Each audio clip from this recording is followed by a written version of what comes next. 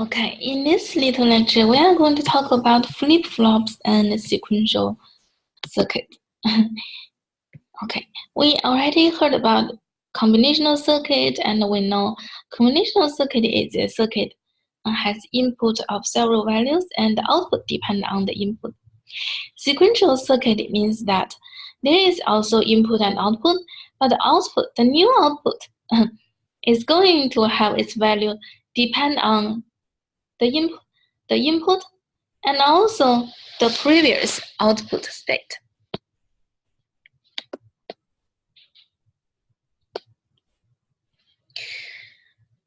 Talking about the sequential circuit, we need to firstly talk about a clock. A clock itself is a special circuit that sends electronical pulses through a circuit. In my little note, I mentioned that there is a video you can watch about learning what is the clock. A clock is a circuit made by the electronic component called oscillator.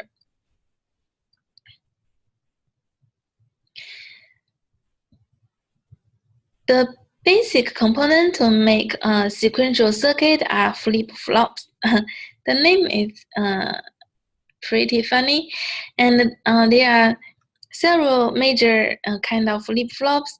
In here, we focus on SR flip-flop, JK flip-flop, and D flip-flop. We are talking about sequential circuit, and most of the sequential circuit has a clock signal to trigger the new input to be effective. But definitely there can be a feedback circuit before talking about all the flip-flops. The flip-flops may want to start to change the output value. But if we have to design a circuit that maintain the value at the output, it is a feedback circuit like this. Then it can maintain the output value. We are going to talk about three different basic circuit of flip-flops. One is the SR flip-flop. The SR stands for set or reset. The circuits are hooked up like this. The two input are S and R, but we can view it as three input, the previous state of Q and the S and R.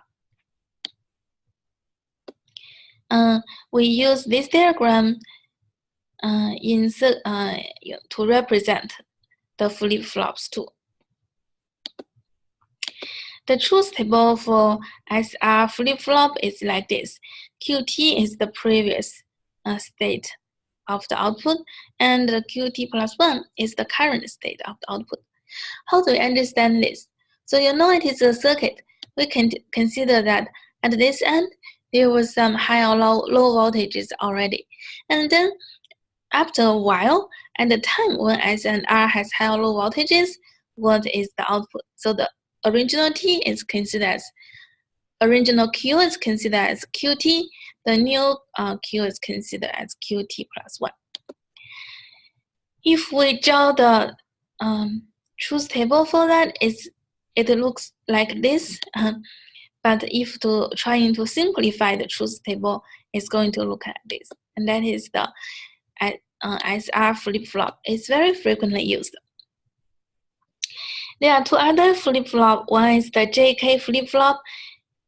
We use this diagram to represent it, writing J and K here. In the middle, we write a little triangle, call it the clock. The circuit is going to look like here. And the diagram of the truth table is going to be like this.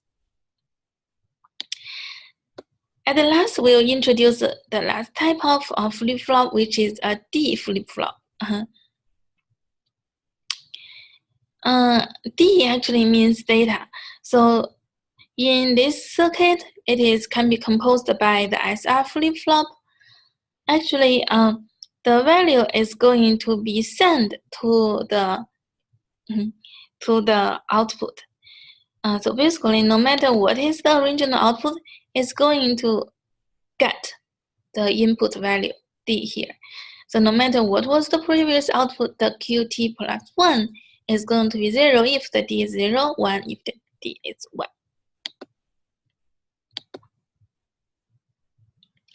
These flip-flops can be used to design finite state machines. In other words, the behavior of the circuits can also be expressed by the finite state machines.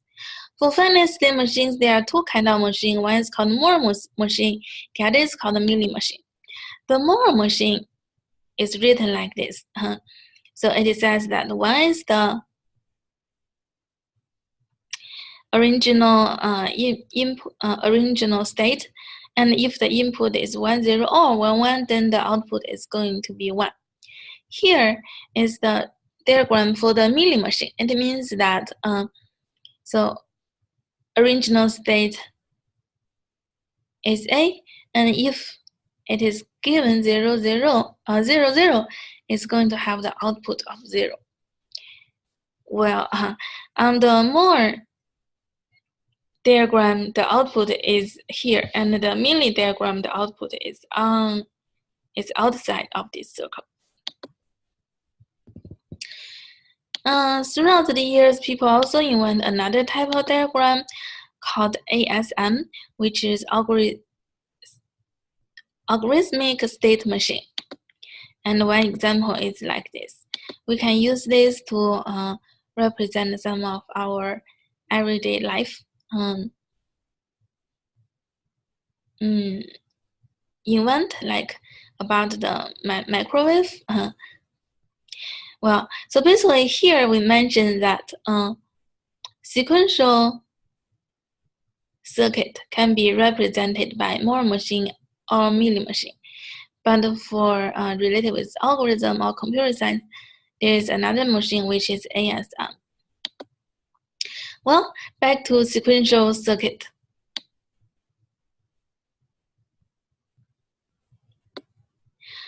After talking about the flip-flops, we are going to introduce several super important kind of circuit, and they are sequential circuit. One of them is the register. Okay, so if we have the input here, we want the output after the clock's trigger being exactly the same as the input. And inside the register is going to be like this. The register mentioned here are the registers in the CPU. So as you know, we already talked about ALU in the CPU. Right now we also know register in the CPU. We almost know everything in the CPU right now. And then this is a diagram of the memory. So basically, there can be many of these little cells saving some original data. And if the S0 and S1 is selecting one of these locations, basically here is a decoder. If we have the address value here, for example, 11, then it's going to select the word 3. Whenever the word 3 is selected, it's going to trigger the D value to be given to the Q value, which means that whenever this is triggered, the value is going to be given to the output. Well, so basically in this diagram, we also see there is a write enable. So by manipulating here, choosing whether it should be go this way, the input save in the flip-flop or the flip-flop value going into the out actually represent the write and write to the memory and read from the memory.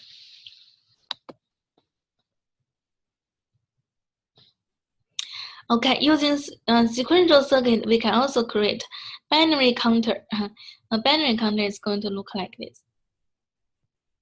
So binary counter is going to have its lower digit from 0 and then 1. After that, it's going to be 0, 1, 0, 1 again and again, but that is the B0. But for the B1, it's going to be 0 for 2 times and 1 for 2 times, like that. Well, so binary counter is another type of sequential circuit. Okay, let's see. Until now, we briefly mentioned the 3 different types of circuit, sequential circuit, register, memory component, and binary counter.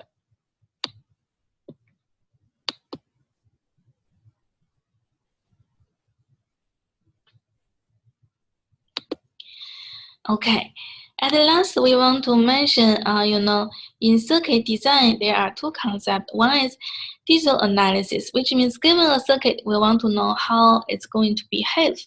And digital synthesis means that we want to look at a truth table and create the logic diagram. Most of the times, digital designer use special software for create circuits. That is good thing, but this class is about hardware.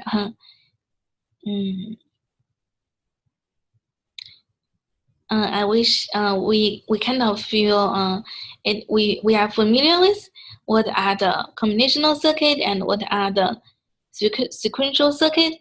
Each time we think about a computer, we know what is actually inside and roughly how it works. Thank you all.